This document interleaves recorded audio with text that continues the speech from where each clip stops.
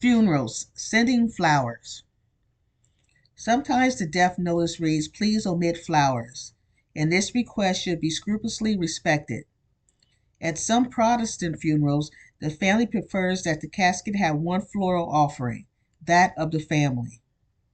It is important, however, to know that one never sends flowers to an Orthodox Jewish funeral. Often they are not desired at a conservative or a Reformed funeral, and it is preferable not to send them to a Catholic church as they may not be taken into the church.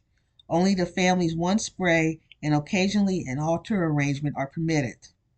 However, flowers are often sent to the funeral home and go to the cemetery even though they may not enter the church.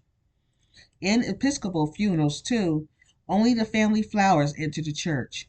Others may be arranged in the vestibule before going to the cemetery. Where the funeral is to take place in a church, but the body is at a funeral home, friends may choose to send flowers immediately on hearing of the death and to the funeral home, if calls are being received there, or to the church in time for the funeral. Cards sent with funeral offerings should include the name and address of the sender on the back of the card if a plain florist card is used. This is of assistance in the family's acknowledgments. Flowers after the funeral. It is a growing custom for close friends to send flowers to the family of the deceased sometimes during the weeks following the funeral, except to Orthodox Jews.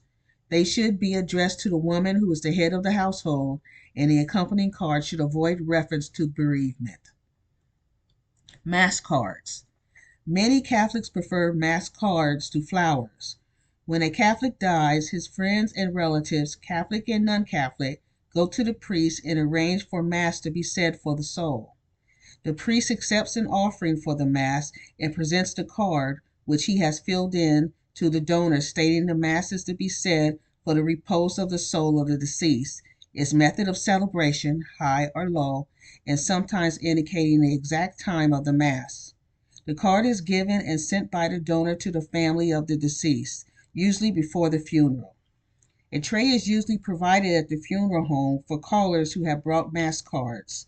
These Masses may be arranged, too, for a year after the death, on its anniversary, or at any time immediately following the death has taken place.